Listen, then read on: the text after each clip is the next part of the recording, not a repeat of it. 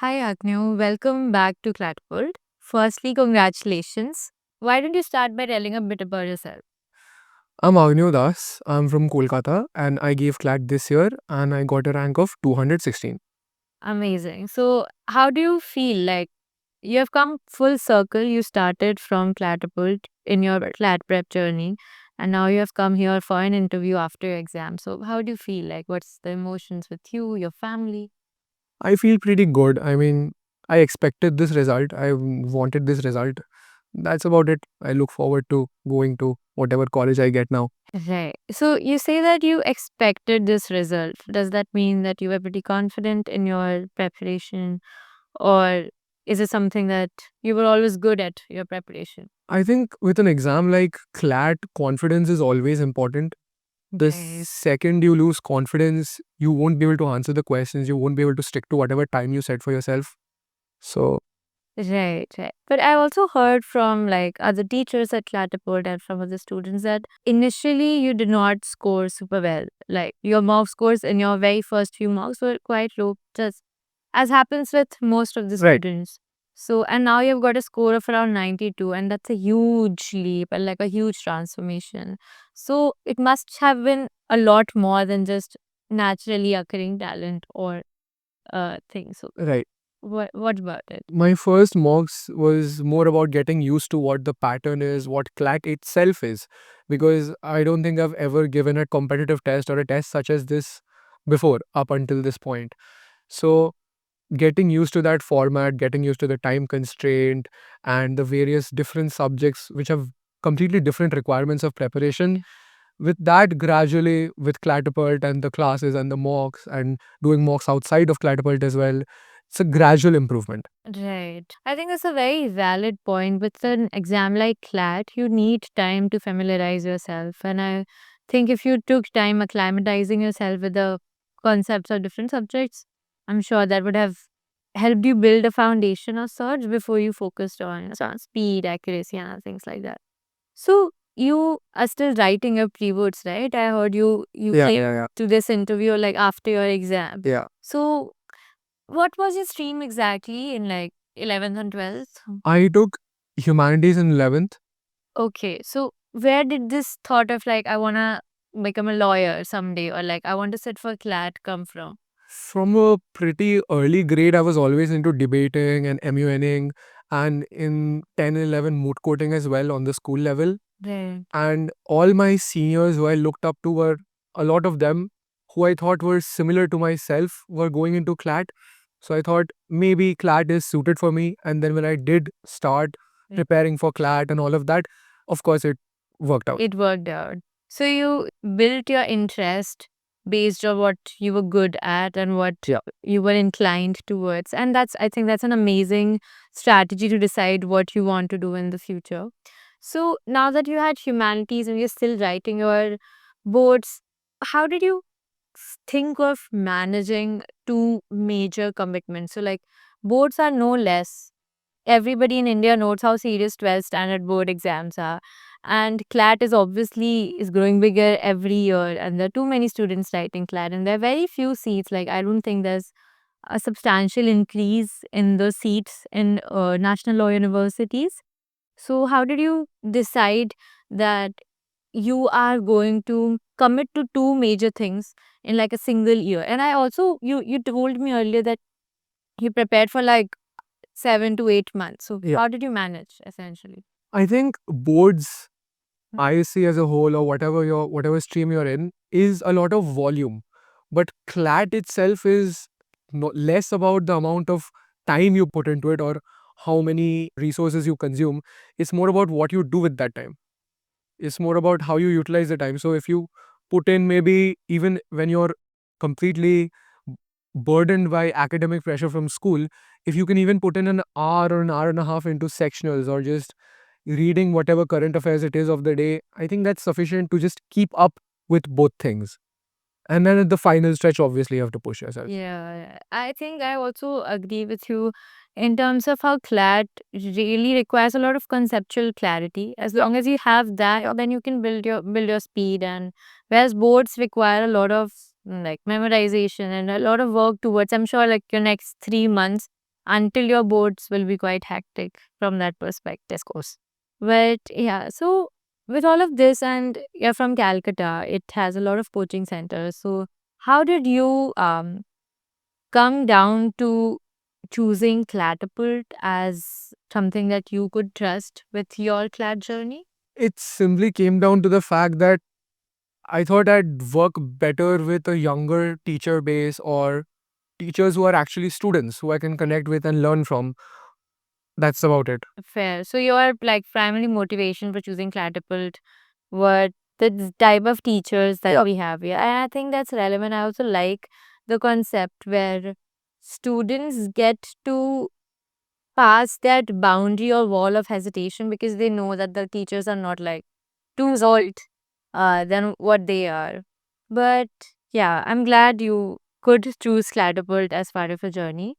But now that you have actually come full circle, do you have any memory or anything from the first day at Catapult, or like the day you began your journey, or anything from your initial stretch of preparation? Because I'm sure like last 2 months have been like a lot of self studies, self work, and they come to an intense level.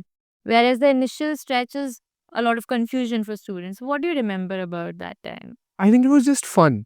The teachers were fun. The concepts were easy to learn in terms of how it was taught. And I had a lot of peers here along with me at Catapult. So overall, I just liked the experience. It was less about Clat and more about the place, the people, all of it. Right, right. So, was there any stretch of time where you were extremely nervous, or you thought that I don't think I would want to do this anymore? Or even if you were not nervous, did you think that you're not going to do great at the exam? One thing I had done was I'd put off studying GK for a long time. Oh, So I had a lot of backlog. And bit risky, honestly. Yeah. when I actually got to that backlog, I think, Oh, how will I cover this? But then it worked out, thankfully. yeah. I think uh, GK is something that you just cannot compromise. You could try hiding yourself away from the fact that you have so much GK to cover, but you can't really skip that. But a- as you've mentioned GK already, let's come to actually tackling different subjects. So, okay, tell me, what was your favorite subject out of all those subjects? English or logic? English or logic? Okay. So, you did not like legal much? I mean, legal was fun to solve. The passages were not that fun to go through when you're at a time crunch. But Right. As in, much as I appreciate like legal and teach legal here, but I also never really liked the fact that passages were unnecessarily long. exactly. Yeah. But so, yeah, tell me about it. Like, how did you manage your subjects based on how good you were at them? So, if you liked English logic, Yeah. you were good at them. So I think, I won't talk about my initial preparation because there wasn't much. Uh, In the last stretch, I wouldn't put that much focus onto English or logic because I knew I could manage that. I was good at that. So I'd attempt, I think, 2 or 3 mocks a week before November, so in October, Okay. and I'd balance my English and logic into that. So, and I'd mostly focus on solving GK sectionals, maths, and Okay. covering GK backlog through whatever it is, various sources. Okay. Okay. So, was there a specific strategy that you adopted for different subjects? As in, like, obviously, you wrote sectional tests for all the subjects, and you would have used mocks to prep and all. But were there any specific resources or things that you refer to? For example, a lot of people like recommend reading a lot of newspapers for English and GK. Was that something that worked for you, or did I've always been a reader yeah? since childhood. So, what I noticed after my first few mocks was I was not attempting GK at all, but I was finishing English really fast. So, I changed my order of attempts to prioritize sections where I was taking more time, like legal. Of course, there's not a sure short way that works for everyone, but for me, I was taking a bit more time in legal. I was taking a bit more time in maths. So I pushed English back. So I attempted English at the end because I was able to attempt that and get a better accuracy even with a more fatigued state of mind, which was not the case for legal. So I just started attempting legal and maths first. and then the subjects I'm stronger at later. Right. That makes sense because at the end you have a lot of pressure, but also you're tired from using all of your brain capacity Exactly. solving a lot of questions super fast. And you would try using a subject that you're already good at to your advantage towards the end. I think that's a very smart move to do so. But so this is a strategy when you were like attempting the mocks or attempting the exam. Um, were there any specific resources that you refer to for each of the subjects? So we can take the subjects one by one. Like what did you do for maths? For maths, I just solved whatever I could find. Okay. Is maths is you can't memorize maths. You can cover GK as a backlog. You can cover all the resources that, let's say, you get from Catapult or various other sources, whatever it is you're doing from. But maths is not something you can do in a day. You have to, and especially for a time bound exam, maths has to be something you restrict to a certain amount of time. Fair. So the only thing that can really help with that is practice. Yeah. So that's how I tackled maths, and GK is just paro. Yeah, you have to just memorize it, remember everything. But I think yeah, that's a very interesting point that you've made. You just can't do maths in a day. Yeah. And or a month also. You GK you can still like if push comes to shove, you can Oh, yeah. try your best in memorizing as much as you can in a month. Which is what I did. Right. Would not recommend for sure. Absolutely not. But all right. So English you said you were good at. But still, did you refer to certain things or like certain books for say vocabulary or grammar, or did it just come naturally to you? I just read, and I just kept up my habit of reading throughout the year. Okay, so you Yeah. read books and Yeah. like novels Yeah. while you were preparing. I think yeah, that's a smart move to be honest.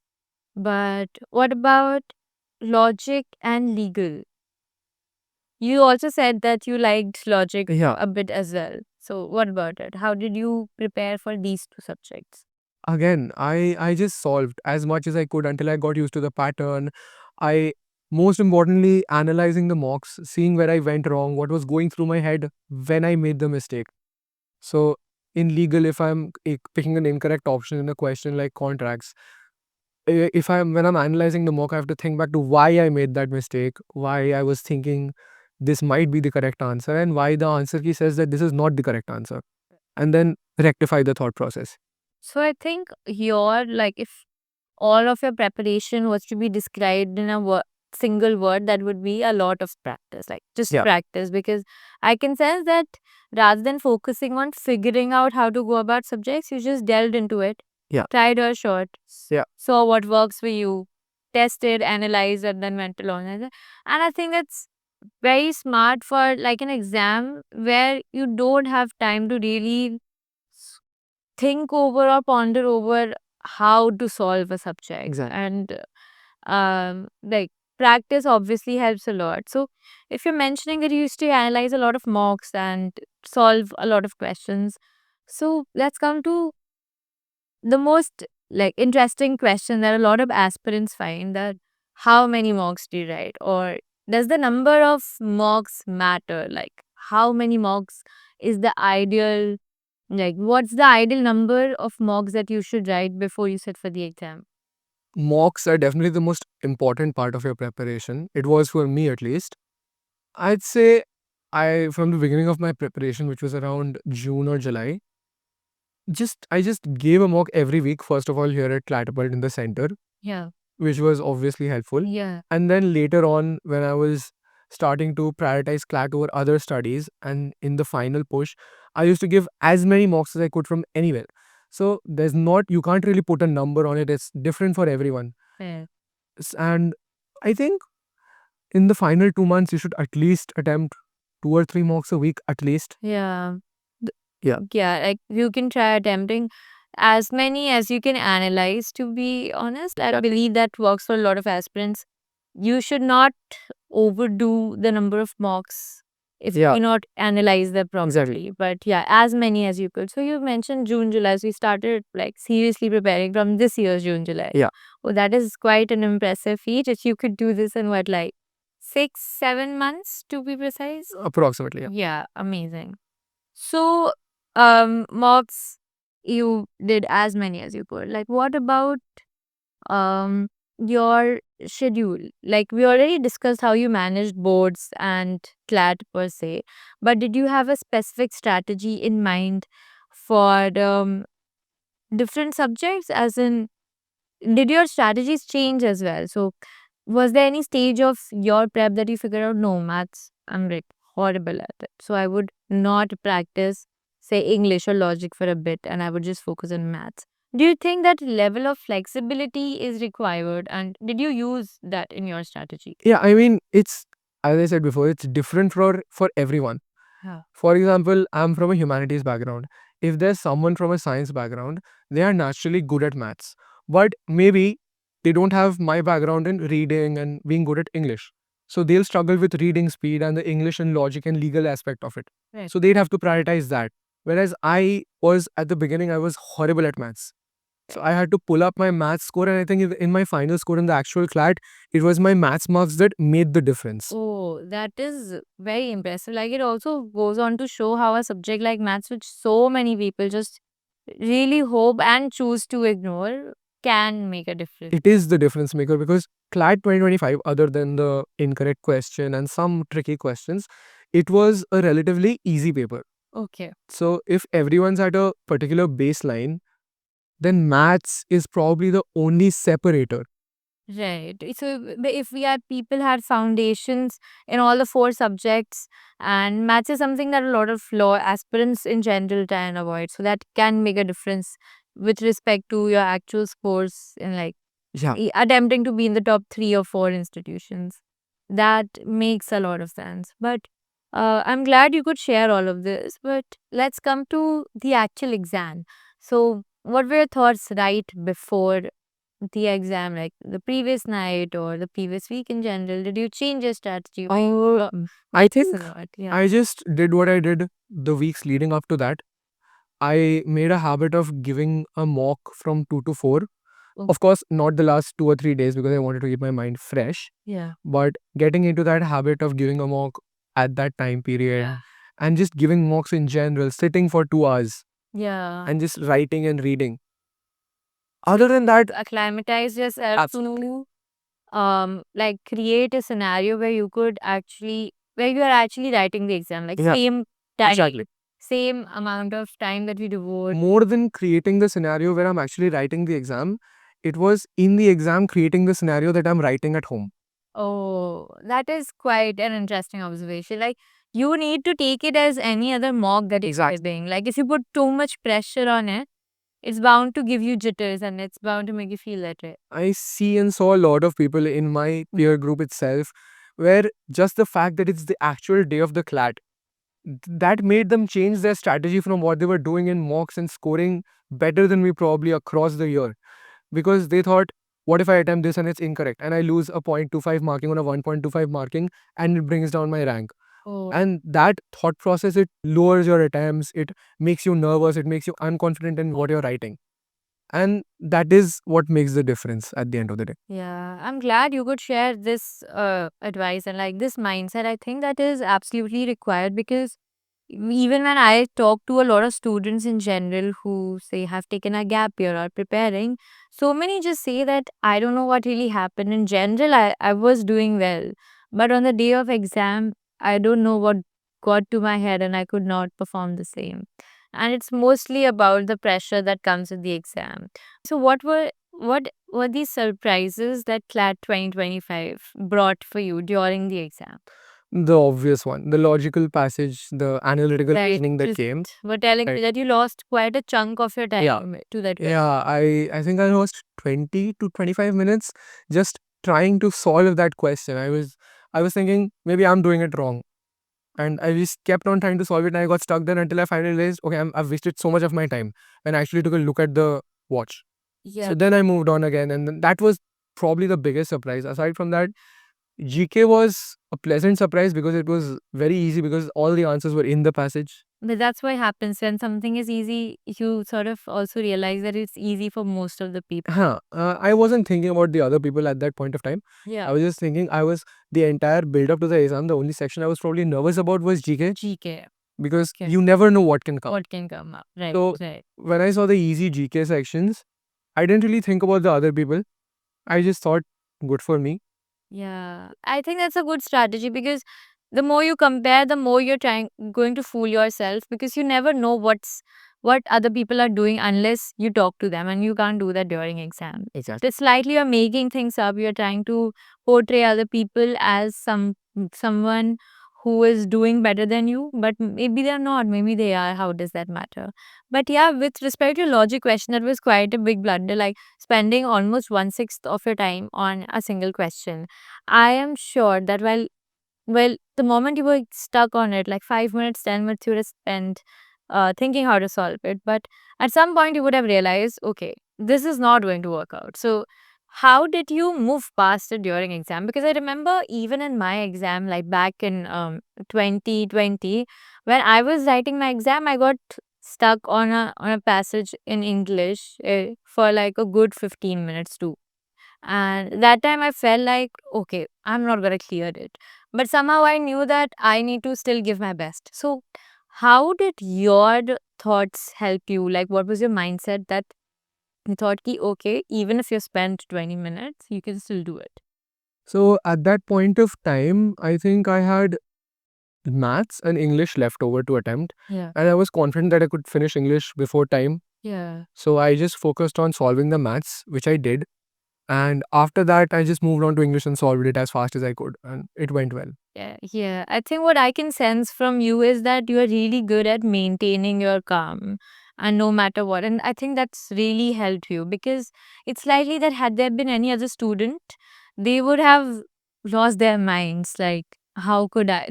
People start blaming themselves, people start overthinking. And I think if you have maintained your calm, you can very strategically rephrase, like, yeah, rework your strategy and attempt things that you're good at and attempt them in a strategic manner. And I think I I do believe that would have really helped you. Like, would you agree to that? Of course, of course. Yeah. That is probably what separated me from a lot of other people who Yeah. were maybe better than me during the entire prep process, but they got stuck on something and then they couldn't get over it. At the end of the day, it's honestly what you do in those 2 hours. It does not, or obviously, it matters what you did in the last 2 years or like your months of preparation. But if you don't use the best mindset while you are giving exam, things are likely to not work out. That's amazing. With respect to your journey so far with Catapult, what do you think has helped you the best, and what would you want to say about Catapult to people who are still studying and preparing and working on Catapult? I think for Catapult, just attending the classes is helpful because conceptual clarity at the eventual stages of your preparation, before you go on to just solving and solving and solving, Right. just getting those concepts clear is very important. And for that, Catapult helped me a lot in those initial stages. And then with the mocks, Catapult mocks are, I'd say, on a slightly higher difficulty than what you would expect from the actual CLAT paper, which helped me be more relaxed for what I saw during my exam. So you could predict and you could prepare, and there was nothing that you did not expect Yeah. that could have come up in the exam. And that's good to know. Like, finally, is there anything in general that you would want to tell your juniors about? Anything, any piece of advice that specifically worked for you? Reading speed is the most important thing on CLAT. Oh, right. Would you want to elaborate on that, and how did that help? Just read as much as you can, whether it's related to CLAT, whether it's not related to CLAT, whether it's something you're consuming, current affairs, whether it's just you're reading for fun. Whatever you do, just increase that read. Get a habit of reading fast. Yeah, I'm glad you could share that because I feel that actually is the most relevant skill once you start your law school as well. Yeah. And with so much so much advent of YouTube videos and really short ways of preparing, you students are likely to skip the most important bit of reading. And I'm glad you could share that with us. Lastly, congratulations again. Do you know where you're headed to? Can you expect your colleges? Let's see. I mean, you never know until the allotment list comes out, especially with the change in the seed matrix this year as well. Let's see. So, what are your plans these days? What are your plans in the rest of the time that you're left with before college? Boards and boards. Right. Oh, completely forgot about that. You have your 12 exams Yeah. today. Amazing. So, but now you can be relaxed about your career ahead. At least you know that you're going to go to a good Yeah. college. Yeah. That's amazing. Okay. Congratulations, Agneyo. Thank you so much for coming on board for this interview and all the best for your journey ahead. Thank you.